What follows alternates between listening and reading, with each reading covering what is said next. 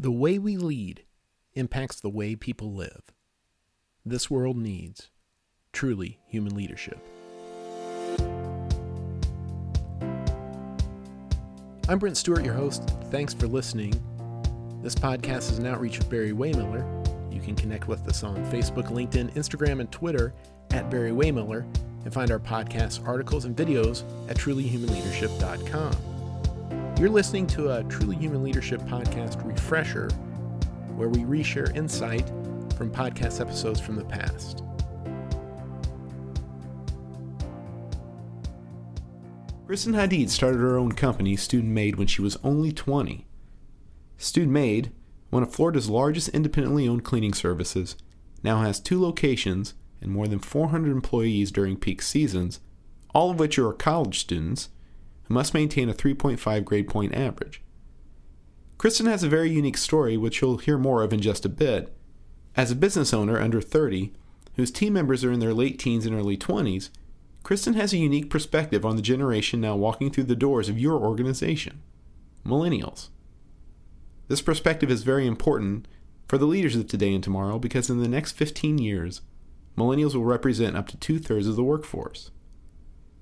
So for a little more insight into this next generation, Mary Rudder, Barry-Wehmiller's global messaging leader, and I spoke to Kristen about her experiences starting a company and becoming a millennial leader. You know, we know your story, Kristen, because you've spoke at Barry-Wehmiller before. But tell us a little bit about yourself. How did you get into this position, and what is Student Maid? Sure. So when I was in college, I was a junior, 21 years old. I was studying finance, and I always thought that I would move to New York and be an investment banker. And then life happened, and I wanted a pair of jeans that I could not afford by any means. And I asked my parents to buy them for me, knowing they would probably say no. And that's, of course, what they said. And I put an ad on Craigslist to clean one house to make enough money to buy these jeans. And I'm not really sure, honestly, what made me choose cleaning, because to be honest, I don't really enjoy cleaning. But I thought it was an easy way to make $100, which is how much the jeans cost. So bought the jeans, thought that was the end of the story, but really it was the beginning. She asked me to come back every week and clean her house, and then told her friends about me. And before I knew it, I was cleaning 5 days a week. And it was great money to get through college, but it was physically demanding. And so I hired a few of my friends to help me, and things just grew from there. So today I'm almost 28, and Student Maid is in 2 locations in Florida, in Gainesville and in Pensacola. We only hire students, high school students, graduate students, college students, cosmetology students. You know, it doesn't matter. The point is, our students are studying, and that should be their number one focus. And so we provide a job that is very flexible with their education. And we clean houses, apartments, offices, all kinds of stuff. We are a full concierge service, so we do things like dog walking and pet sitting, and we run errands. But our culture is really about giving these young adults the skills they really need to be successful when they leave. And we measure our impact based on, the way they grow when they leave, which is not very traditional in a company. So between the 2 locations, we employ more than 500 people in our busiest time, and we are just excited to see where the next few years take us. So these are probably students between the ages of 16 and 21, 22? Yeah, I would say a majority of our team fall between the ages of about 17 and 22. Okay. So that seems like a workforce that people look at as being maybe demanding or inconsistent or unreliable. And your company's based on that. Well, I think it's normal for generations to stereotype the ones who come after them. And I'm technically this group, we're called Millennials. I'm a millennial, and we've heard, we're workplace divas, and we jump around from job to job, and we're entitled, and we don't know how to communicate because we're addicted to our cell phones. And, I think that we first have to understand, how did we get here? And I think that your parents always want to provide more for you than they had. And our parents, they had it pretty great. And most of our parents, went to college. And so when it came to our generation, that, college was just something that you do because it's normal. Everyone, most everyone goes and gets an education. And so to us, we don't really value, I hate to say that we don't value our education. We absolutely do. But, our parents probably had a different feeling about their education than we do. Instead, we measure our success about how can we make an impact in this world? What contribution do we have to give? And our work really matters to us, and being connected to that work and knowing that something that we're committing ourselves to is making an impact, no matter how small or large. We want to know what that impact is. And so I think it's important for any organization to have, a why, a purpose. Why are we here? Why are we doing this? But it's even more important for millennials because they have that connection to their work is critical. And so I think if you don't get that right, if millennials don't feel connected to the work that they do, you're going to see these negative stereotypes, the things that we hear, jumping from job to job, not loyal, because if we don't feel connected to our work, we're going to move to the next place and we won't stop until we find that. I think that communication is definitely an area where we struggle.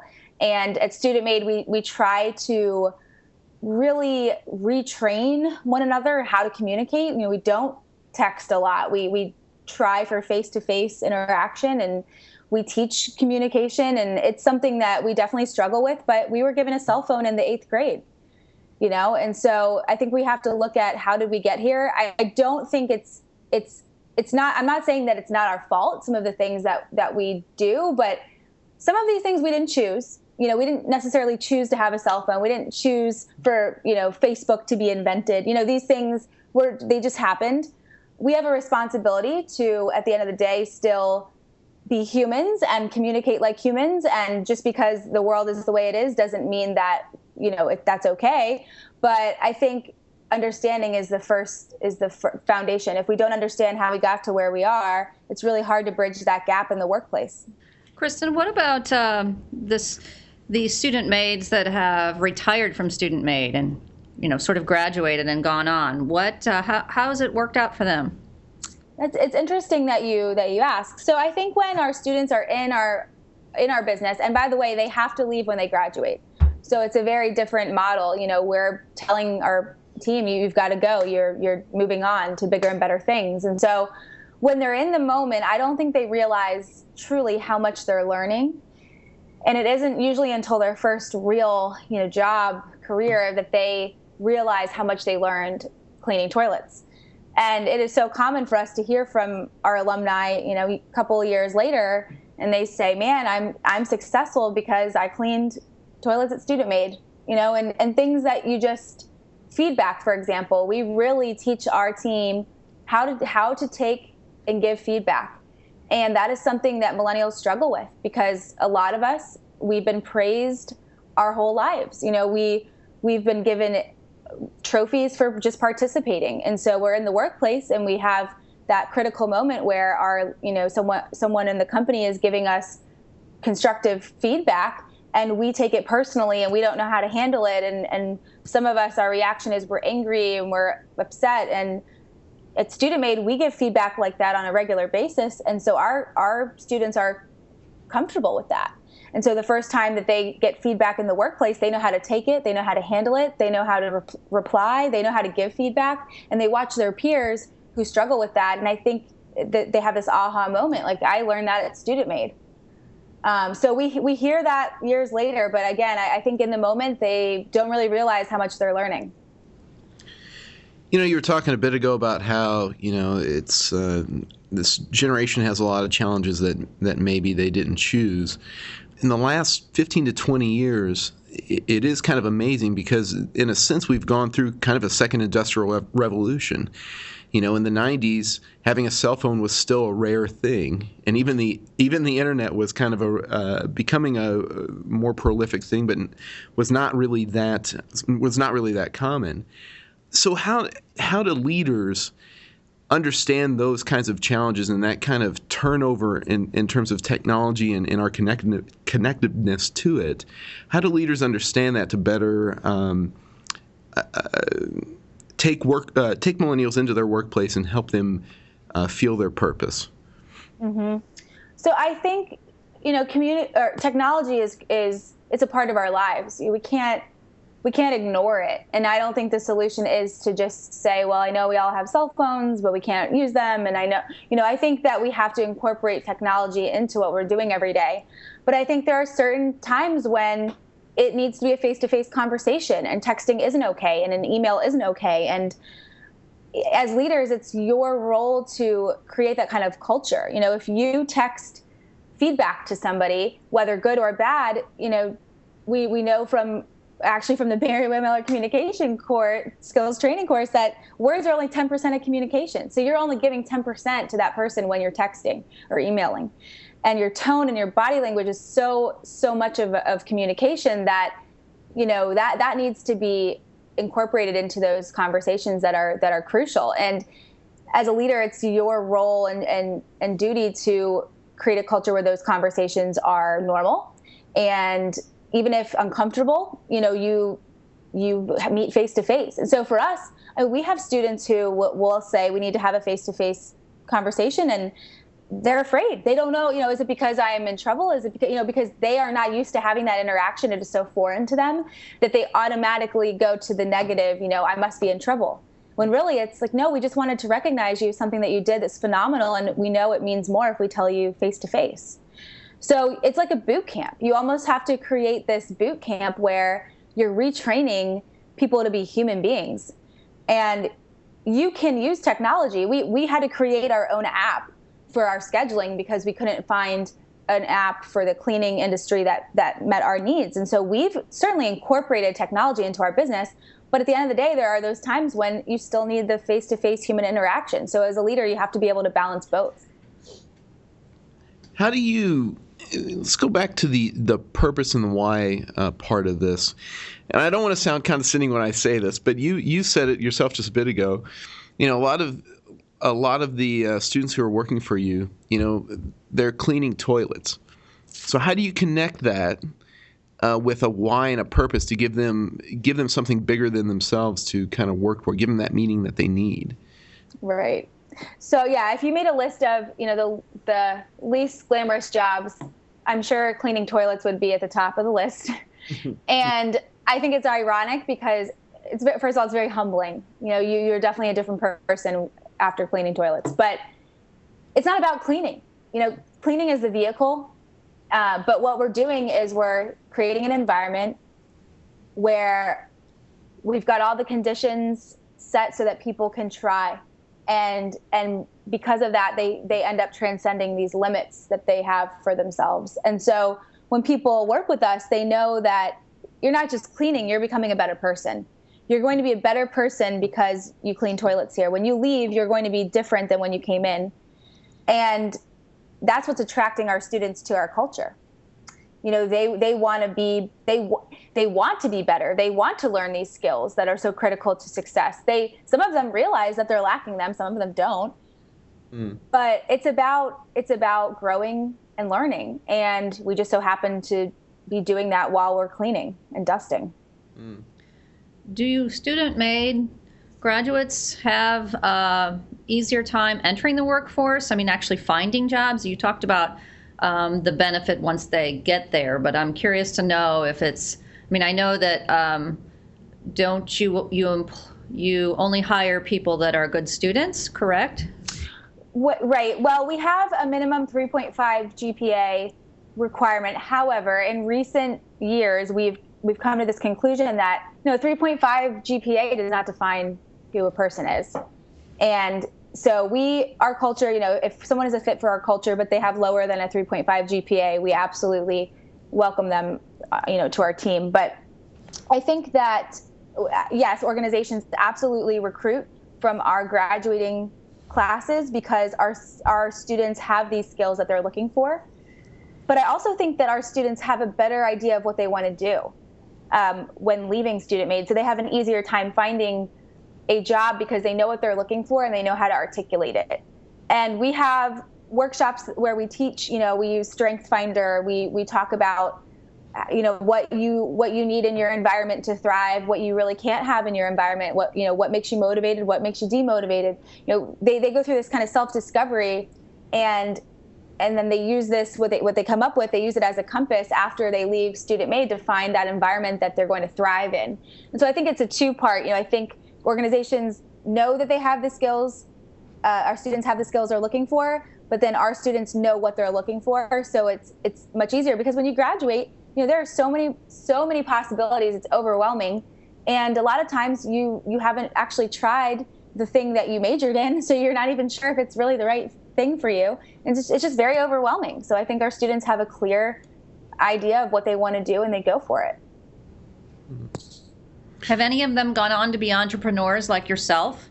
Oh, yeah. Yes. And it's so great hearing from our former students and where they are now. We're writing a book, and a big part of the book is reaching out to our alumni and seeing what they're doing now and what they really got from our culture. But yeah, we see some who have started their own companies, some who have gone into companies and said, "Wow, I can't believe the culture is the way it is," and some have even tried to change cultures because they realize this isn't the best for our people, and so that's cool. And then you have the people who leave because they realize, hey, this job, it was a great job, but the culture isn't what I'm looking for, and then they find a place where they're treated like they should be treated. So I think that we give them a glimpse of what it should feel like to work for a company who really cares and believes in you.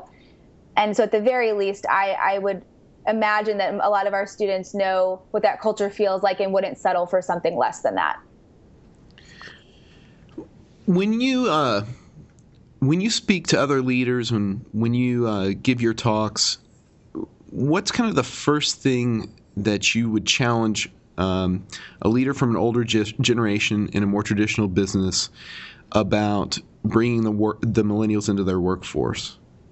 I don't like to say everyone, but I think many people in older generations view millennials as the problem and not the solution. By 2020, we will be at least half of the workforce. We're going to be your customers. We can be the solution, but if you call us the problem, we're never going to be able to be your solution because of that negative outlook. And I always start whenever I'm giving a talk about millennials, I start with the understanding of how did we get here, and it makes sense. When you think about the way we were raised and how we grew up, we never failed. Most of us had helicopter parents who loved us. They did it out of love, but they protected us from everything, and we never had to really fall down by ourselves and get up by ourselves. So now we're in the workplace and we're given this important project, and we are so petrified that we're going to mess it up because we've never failed before that we don't take action. We're almost paralyzed at work because we're going over all of these scenarios in our head of the best way to take on this project because we're so afraid that one of these ideas might not be the right one. And then our leaders are looking at us like, what's taking so long? You're lazy, you can't do it. And really it's like, no, we just never failed before. And so we're really scared. And I really tried to make sure at the beginning of my talks that there's that understanding of we were raised a certain way, and that's why we are the way we are. And we both have a job here. Millennials, you can't accept the circumstances that you've been given. You've got to work through this stuff and realize where you're weak and really hone those skills. But leaders, you can't look at us like, we're the problem. You kind of contributed to the problem a little bit. And so what can you do to create an environment that teaches us these skills we really need and empower us so that we can become the solution that you want us to be? So that's the big question. What can they do? Because most senior leaders are in their 50s and 60s. Our workforce is, vast these days. It's 22 to, 65, 70, because people are retiring later. So what are the actionable things they can do? Because they still struggle. I think the tide is turning about their understanding that there's a different way of working, but I think they're still paralyzed with what do we do? Right. Such a good question. Yeah, I think, like I said at the beginning, the purpose and articulating that why are we here is so important. So if an organization doesn't have that, and like a one sentence, this is why we're here, that needs to be every day, in conversations, they need to know, okay, this is why I'm doing this. And if they feel connected to their work, they're going to be more engaged. Something else that I think is critical is that it goes along with the instant gratification piece. It's really not that we want instant gratification. It's just everything in our life, when we want something, we get it, and we get it now. Think about, we want to watch a movie, we just log on and we watch it. We want to reach one of our friends, we send them a text. We don't have to wait days for them to call us back. So we expect that instant gratification in the workplace. And so how can you create a way to give instant feedback? How can you create a way to give your millennials hey, this is what you did today, this is how your work mattered today? Because if you can give them that, they will be so much more engaged. So I think the purpose, very purpose driven, giving them the instant feedback as far as how are they doing, what impact are they making. Confidence, you've got to create a culture that builds confidence, and the only way to do that, it sounds weird, but the only way to do that is to let people fail. Because the only way you build your self-confidence is when you mess up by yourself and you have to get back up by yourself. So it means, as leaders, stepping back and not, jumping in to put out the fire, and instead empowering the millennials and saying, I believe in you, and I'm going to let you make this decision. And even if it's the wrong decision, they're going to learn from that and grow from that. If you keep protecting them, they're not going to grow, and you're going to, find yourself in this situation where they're not making decisions. They're not self-directed because they're so petrified to mess up. So we believe in creating a culture of failure, which is a very weird philosophy, but that's what empowers people and creates confidence. So I think the last piece of it is communication. Not only teaching communication and really pushing for face-to-face interaction, but giving millennials a voice. That's very important to our generation. Speaking up, being able to share ideas. We want to provide feedback. We want to add value. We don't necessarily know how to say it and give that feedback, but we want to. So something we do at Student Maid is we have a scholarship competition every semester where our students will come up with ideas that could improve the business, and they'll put together a presentation, and they will present it in front of our team, and we have a panel of guest judges. So we have clients and different people from our community who judge, and the winning idea is implemented, and the person who wins gets a scholarship. But then we end up implementing all these other great ideas that come out of the scholarship competition as well. So we give our team an opportunity to voice their opinions and their ideas. But what's really important here is sometimes people give ideas that aren't that great. You're thinking, are you serious? I can't believe you're thinking this is something we could do.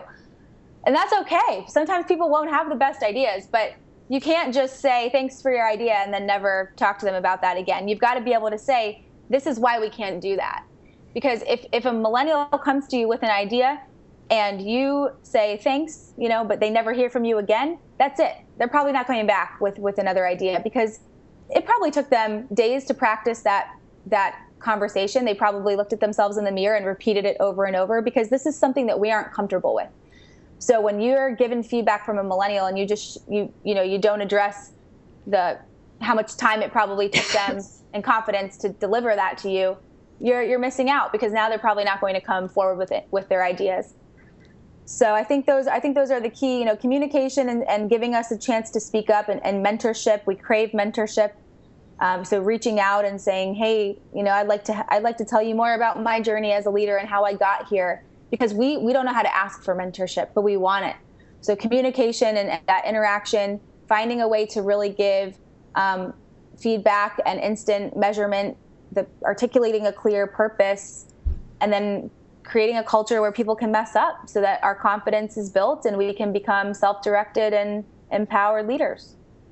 Did your culture at Student Maid, was it something that was purposeful and intentional, or was it even by necessity in trying to figure out how to lead yourself and how to lead this company? Good question. Yeah, it certainly wasn't intentional.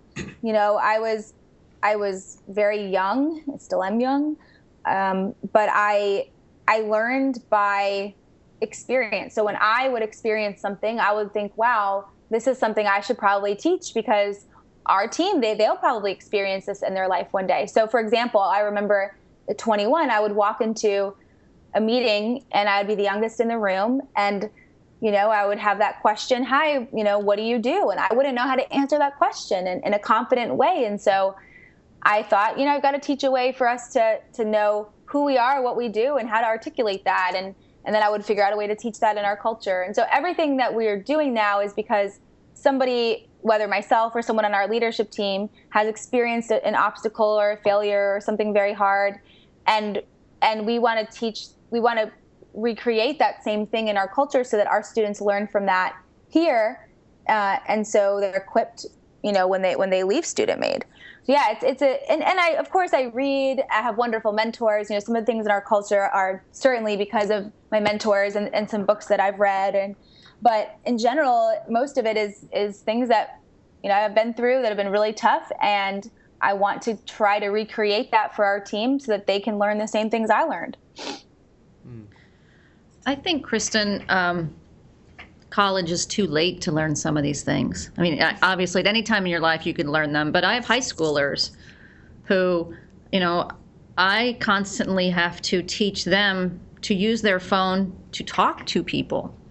They want to, for some volunteer stuff they're doing, they want to just send a text, but they need the information, and they need, they'll go back and forth 15 times with the text, and I constantly say to them, call the person. Human-to-human connection, have a conversation, you'll gather the information, and you'll share the information that you need. How do we reach out to that even younger generation that is, getting cell phones now in 6th grade, 5th grade? Right. As soon as they get out of daycare and they're at the school all day, their parents are getting them phones. What do we do about that? Yeah, we hire high schoolers, and so I see it, and it's scary because, the communication skills for that group are even worse than the, millennial group. And we hire a lot of high schoolers in the summer because we clean empty apartments, and we have, really high demand. We need a lot of people, and high schoolers have trouble finding jobs in college towns usually because employers are hiring the college students. And so we offer that opportunity to them. And we have the same battle and the same struggle, but we do the same thing that we do with our Student Maid college students. We require the face-to-face communication. And so I think it's a parent's responsibility, to just kind of take a step back and look at the environment you're creating. If you text your son or daughter, if your primary way to communicate with them is texting, they're going to emulate what you're doing. So if you can create that, face-to-face, these are the kinds of conversations that have to be in person, even if it's uncomfortable. Forcing your child to be uncomfortable, that's the hard thing. I can't even tell you how many calls we get still from parents who will say, my child can't come to work today, or my son is sick, or I'm not happy about this feedback that my son or daughter got about, when he or she cleaned this house. And Student Maid is a parent-free zone. Okay, we appreciate your call, but your child needs to, call us, because this is, this is their job, not yours. But if you're calling on behalf of your son or daughter, what are you teaching them?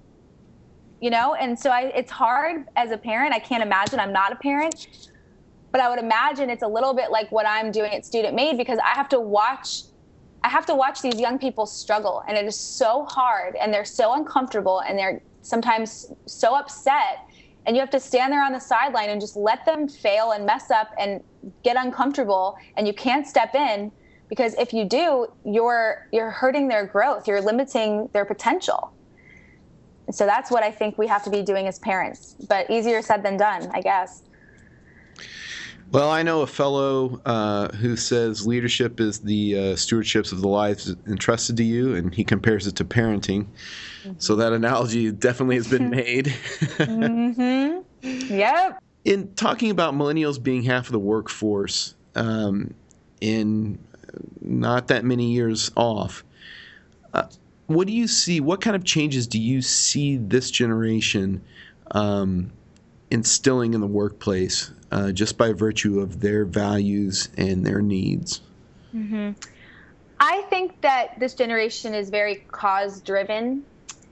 I think that, especially as millennials, with some time, when we see millennials in leadership positions and millennials running companies, I think that we're going to see a difference in the way that businesses operate. I think that because, this generation, it's all about what we believe and, working on things we believe in and working with people who believe in us and who we believe in. And so I think the companies who don't have those values, the companies who, maybe what they do doesn't really align with what they say, I think those companies won't really be able to thrive with this workforce and this because we won't work at a place like that, and we won't buy from a place like that. So I think that you really got to think about your values, your purpose, articulating that, and if something doesn't add up, if something's not lining up, good luck, because this generation, they're not okay with that.